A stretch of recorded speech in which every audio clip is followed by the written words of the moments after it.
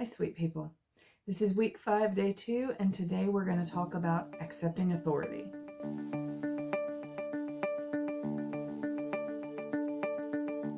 Romans 13:1 is very clear and straightforward on this matter.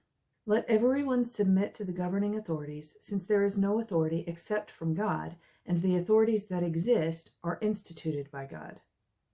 Maybe you've heard the phrase, bloom where you are planted, or the verse in Esther 4 that says, who knows, maybe you have come to this position for such a time as this. Both of these are saying that whatever circumstances led up to this, God is in control. God put us here, and the authorities that are over us, well, God put them there too, whether it seems like it or not.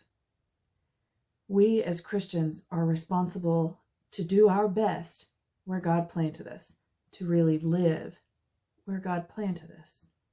And this keeps coming back to our testimony for Christ and its utmost importance. Maybe our submitting to and respecting the worst authority figure in our lives will help them see Jesus through us. Maybe that's exactly why God put us here for such a time as this.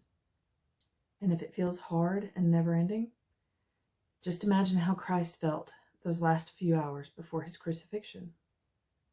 He is worthy of our shining his light to a lost and dark world. But please know that the authorities that God places over your life aren't necessarily over every part of your life. The policeman is over enforcing the law. He's not over what you do or what you eat. Your boss has authority over what you do during the hours that he pays you, but not necessarily over everything that you do outside of work. There are obviously some exceptions. Your parents are over every aspect of your life. They are the authority in your life as long as you live under their roof. Sometimes it comes back to servanthood. And so the definition of servant is a devoted and helpful follower or supporter. Some practical ways that you can be a servant are, number 1, at work, listen to what your boss or supervisor is telling you and closely follow their instructions. Likely they have experience in the best way to get the job done. And even if they don't, your success or failure will probably fall squarely on their shoulders. So do it their way. Serve by doing as you're told. This doesn't mean that you act as though you have no brain of your own. Make your notes, pray for opportunities, and as the opportunity arises, then go to your supervisor and ask your questions respectfully, or make your suggestions respectfully. But don't act like you know more or are better than they are, even if you fully believe that you know more and are better than they are. Don't act like it. That kind of attitude really can't go well for you. Try to understand where the authority figure is coming from and their thoughts and ideas. Number 2, be respectful at all times. A little bit of self-confident humility, and that's not an oxymoron at all, goes a long way.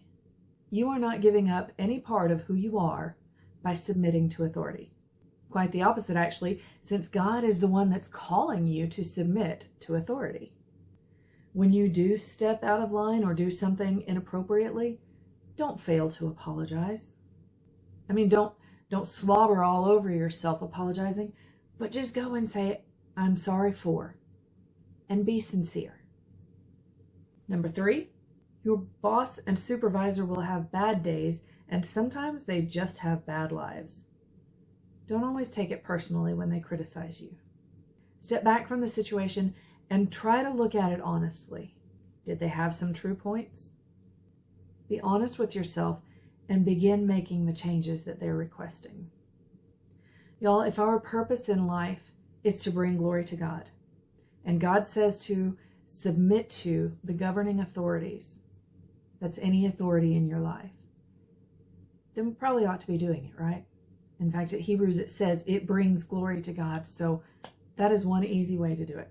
Easy may not be the right word, but that's one simple, I guess, way to do it.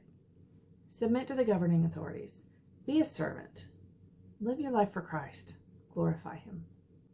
I love you much. I hope to see you back tomorrow.